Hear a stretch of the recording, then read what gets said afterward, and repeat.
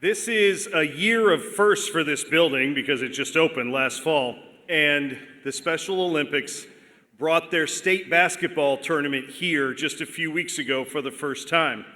I was fortunate enough to come and take in the event for just a little bit. It was a perfect marriage of what Special Olympics does and what this facility does. And if you ever get a chance, if there's ever an event near you, go watch, go volunteer, just go observe. You will not be sorry. Okay.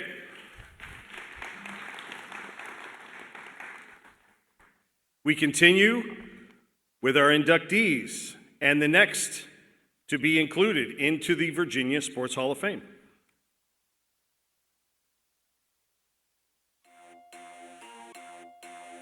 From Lamont, Pennsylvania, Craig Littlepage began his athletic career at Cheltenham High School, then moved on to the University of Pennsylvania, where he played center and helped the Quakers win 3 straight Ivy League titles. He then became an assistant coach at Villanova, Yale, and Virginia, as well as leading programs at his alma mater and Rutgers. Craig became UVA's assistant athletics director in 1990, starting a 27-year run with the Wahoos and their administration, becoming the director of athletics in 2001. He was the ACC's first African-American AD, and in his 17 years guiding the program, UVA won 76 ACC titles and 13 national championships. The 76 ACC championships were the most by any school during that time. He was the chair of the NCAA Men's Division I Basketball Selection Committee and served on executive boards for USA Basketball, the NCAA Infractions Committee, and the National Association of College Athletic Directors. Craig also served on several committees for the ACC. He was named the Black Coaches Association Administrator of the Year twice and has been inducted into both the Pennsylvania and National Association of Collegiate ADs Halls of Fame, and just last year was honored by the International Sports Trailblazers.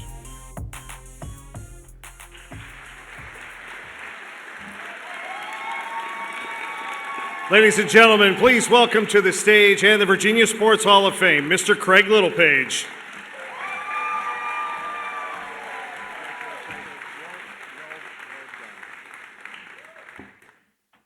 First thing I'm going to say is that, Rick, that is a pretty doggone hard act to follow. That was awesome. Let's give him another round of applause and all those great athletes involved with the Special Olympics. Will, I'm ready to make a bet. I'm not a betting man, but I have a sure bet, and I'm going to ask you if you would like to play. You assemble a team for 5-on-5. You can have the house, and I'll take the group from the University of Virginia. Wally Walker,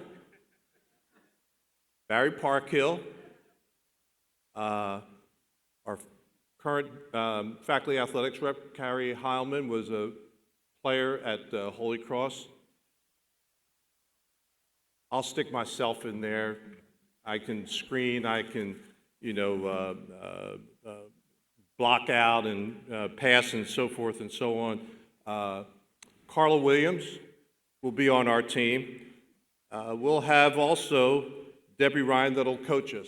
So we'll take you versus the house. And also, we're going to include Howie Long as an at-large, because Howie is one of our former noontime basketball players, so he's an at-large pick. So you pick your 7 players from anybody else that's in the house for $50,000. How about that? What's that? Okay, you'll have some guys, but we got some dudes. We got some folks that can play some ball.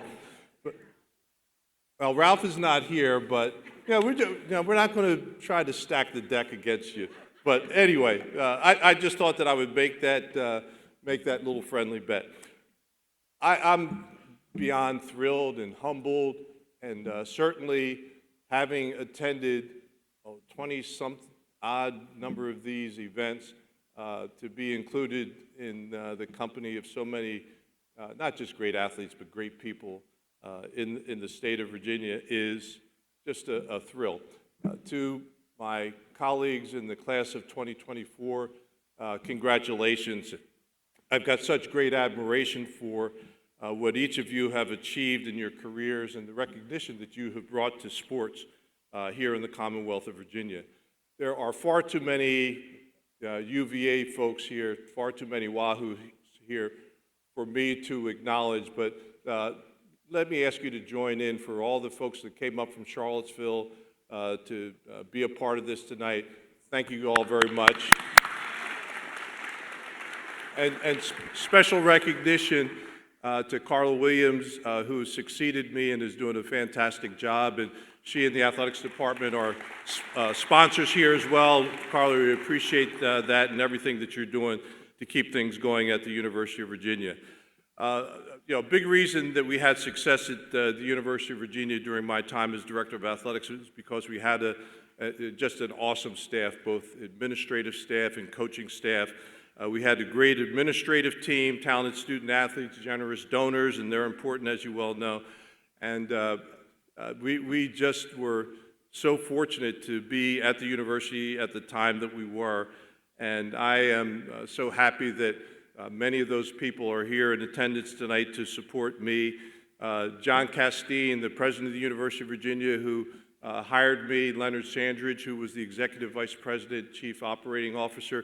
Leonard is a legend here in the state of Virginia in higher education. Anybody that has anything to do with higher education not only knows who Leonard Sandridge is, but respects him as one of the truly great administrators and stewards of higher education in the Commonwealth of Virginia. Rather than to repeat some of the stuff that was here in terms of championships and all those types of things, rankings, I want to confine my remarks to two things. Getting the job as Director of Athletics at the University of Virginia, and then leaving the job as the Director of Athletics at the University of Virginia. Much of my career revolves and has revolved around relationships and recruiting. Rolly Massimino was the person that gave me my first job. He hired a 21-year-old guy who had not yet graduated from college. I was 1 month away from my graduation. Hired me as one of his first two assistant coaches when he took over the job at Villanova University. And the reason he hired me, well, two reasons. Number one was because he knew that I could recruit. And during the time that he was an assistant coach at the University of Pennsylvania, he would routinely ask me to go along on recruiting, not recruiting trips per se, but if he had to go to the airport to pick somebody up or go to the train station, host prospective student athletes, I was the guy. So he knew that I could recruit, and he knew that I knew his defense as well as anybody. So he gave me my first shot, but this idea of recruitment is something that has just been ingrained with me since a very early age and very early in my career. After 17 years of coaching, basketball coaching at 5 different institutions, I moved into administrative work at the University of Virginia. And I was an assistant AD, associate AD, senior associate AD, interim AD. They just ran out of jobs for me. So they said in 2001 that they were finally going to make me the director of athletics. But before I got that assignment, I was involved in this search. Again, this is 2001, for Terry Holland's successor. Now, we'll mention Terry because he has had been one of my dear friends. 3 times. 3 times he hired me. 3 times he hired me to be a part of his teams and organizations. Can't thank him and his family enough for what he has meant to me. But I was involved in this search for Terry's successor. And I was enduring a very, very intense search. And what took place was things were not trending toward Craig Littlepage, the Senior Associate Athletics Director, becoming the next Director of Athletics at the University of Virginia. And I'll never forget this. And I've told this story back at the time that I was hired. A conversation that I overheard my youngest child, our daughter Erin, and my son Murray, our middle child, having. And I heard the tail end of what Erin was saying, which was, I don't know what I want to be when I grow up. Murray says, well, when I grow up, I want to be an AD.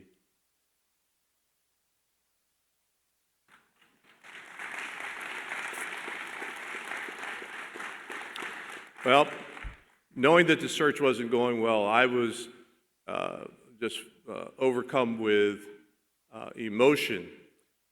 And I didn't know what was going to happen if I didn't get the job. How was I going to handle this situation if I didn't get the job? Well, I had a mentor, a gentleman by the name of Merritt Norvell. Merritt Norvell was the director of athletics at Michigan State University. He was a longtime executive with IBM. But at the time that I met Merritt, he was the director of athletics at Michigan State University. And this is the guy that, A, hired Nick Saban. He was also the guy that hired Tom Izzo. And Tom Izzo just happens to be in his 27th year of being the head basketball coach, men's basketball coach at Michigan State University. So Merritt knew a little bit about recruitment himself. And the thing that he told me, again, I'm going through the search, summer of 2001. He said, Craig, you've got everything that you need, but the one thing that you've got to convince your president and the others there, you're going to have to show them that you're going to fight for the job. Noted. So I called my good friend, Leonard Sandridge, again, Executive Vice President, Chief Operating Officer. I said, Leonard, I need to ask you to come over. And he came over to my office late on a Tuesday afternoon, and I just let it all come out. All the emotion, frustration, disillusionment. I think I had done everything that I could possibly do to become the athletics director at the University of Virginia, and it may not be coming to me. And I told him this story. My son said he wanted to be an athletics director.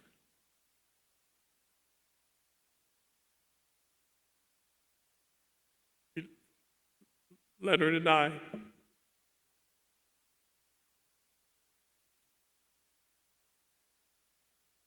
just looked at each other. I had tears streaming down my face.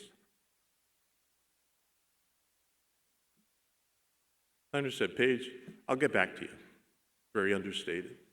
Well, about a week later, I'm driving home. At the end of the day, get a phone call. Leonard, Paige, where are you? On Earlsville Road. He says, can you get back to Madison Hall? Yeah, sure. And when I got back, John Castine and Leonard asked me if I would like to be the director of athletics at the University of Virginia.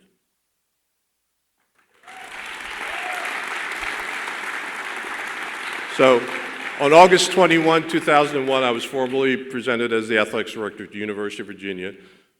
3 weeks later, there's 9/11. Be careful what you wish for, folks, all right? But upon my appointment, the president and the board of visitors asked me to present a blueprint for making the University of Virginia's athletics program a top 10 and sustained performing program. And there were two things. We had to invest in people, and we had to invest in facilities. Investing in people, we needed to hire a higher level of head coaches and assistant coaches. We had some part-time coaches. We had volunteer coaches. That's no way to present and to upgrade a program to be a top 10 program. We didn't have fully funded scholarships across the board. We had to give our coaches the ability to recruit all over the country and to recruit the best people. And our facilities were not the kind of facilities that would attract highly competitive student athletes. And then the next thing that we did was that we articulated 10-year goals. We decided to take the ambitious route of telling the world, this is what we want to do, this is who we want to be. And the 10-year goals were really the thing that we were able to hold out there as a point of accountability. Board of Visitors, if you support us in the things that we're saying that we need to do, we will provide for you a top 10 performing program. And sure enough, things worked out pretty well in that regard. The next part of it, the back end of the bookend, talked about getting the job and then leaving the job. And I'll try to do this quickly. I was having difficulty juggling the stress of mom care and doing the job as an athletics director at the University of Virginia. I spent 5 or 6 years, every 10 days, driving 5 hours to Philadelphia to visit my mom, make sure that she was okay. She was living independently with dementia. It was wearing me down. I went to President Sullivan and told her that I needed to take a break, and I was able to get a leave of absence for 3 months. I went to Philadelphia, lived with my mom for 3 months, and after 3 months decided that she needs to come back to Virginia with me. And my wife was fantastic in terms of supporting that decision. So that was approximately in February of 2017. 5 months later, I am in the president's office signing a document that was basically going to take me through the rest of my career at the University of Virginia, the next 4 or 5 years. I don't remember what it was. So that was approximately August 8th. 5 weeks later, I called Terry Sullivan and said, Terry, I need to come and see you. We sat down, I said, Terry, I'm ready to announce my retirement. And she says, you're talking about at the end of the semester, the end of the academic year? I said, nope, tomorrow. And she looked at me like, are you kidding me? I said, Terry, I cannot do what this program and university needs and as well take care of my mom. This is my choice. She respected that, and it probably took us about 3 or 4 days to get through all the logistical pieces, but I so am indebted to all the leadership at the University of Virginia for giving me the opportunity to go out on the terms that I did, but more importantly, to give me the opportunity over 17 years to be a part of the university as a leader, to work alongside of and or to recruit 22 or more Hall of Fame coaches. Think about that. Hall of Fame coaches in their respective sports, about 20 some odd. And then even more so, I think that's worthy of a round of applause. A couple of those coaches are here. Debbie Ryan, Steve Swanson's here, just to name a few Hall of Fame coaches. But the other part of that is to as well get to watch Monica Wright, get to watch Chris Long, get to watch hundreds of similarly talented student athletes at the University of Virginia. I can't tell you what a thrill and what a great opportunity that was. I'm going to stop, and I'm going to conclude by saving the best for last. Allow me to thank my incredible family. First, my children, Erica, who I love and admire for your loyalty and your compassion. She's a pediatric oncology nurse. I think that's worthy of a round of applause. Our son Murray, whose work ethic and integrity are unrivaled. He also happens to be, along with Diana, his significant other, the great parents of my sweet granddaughter, Parker Reese Littlepage. Murray. And also an assistant director of athletics at Temple University, so he may be on that track. And then Erin, the youngest, and who as the youngest child every day shows her toughness, shows her determination and fierce independence. That defines Erin Littlepage. And of course, my best friend and wife, Margaret, wife of 42 years, 9 months, and 9 days. How about that? Those of you that are old enough remember the show The Honeymooners, and Ralph Crandon would sign off, "Baby, you're the greatest. Margaret, you're the greatest." And here is the last thing I want to talk about. Margaret and I love music, and wherever we drive, we're listening to music, and she's heard me tell this before, and the kids probably as well. And I've got a playlist, and there are 2 songs, and I want you to either write these down or remember to Google them. And when you're with your significant other or when you're with your family tonight, you can play them. 2 songs that I would ask you to play that tell the story of our love. First one is Through the Years, Kenny Rogers. Listen to that song, listen to those lyrics, and if there's a song that defines our relationship, that is it. And then the second one, and this was a country and western song released in 1973, and popularized by Gladys Knight and the Pips. "You're the best thing that ever happened to me." And I'm going to read you the lyrics real quickly for one verse. I've had my share of life's ups and downs, but fate's been kind, the downs have been few. I guess that you could say I've been lucky. I guess you could say that it's all because of you. If anyone should ever write my life story, for whatever reason there might be, you'll be there between the lines of pain and glory, because you're the best thing that has ever happened to me. Thank you, hon. Finally, thank you to the Virginia Sports Hall of Fame for this recognition. I appreciate it. I look forward to being involved and active as needed over the years. But this is a great moment for the Littlepage family, and I thank you very much. Good night.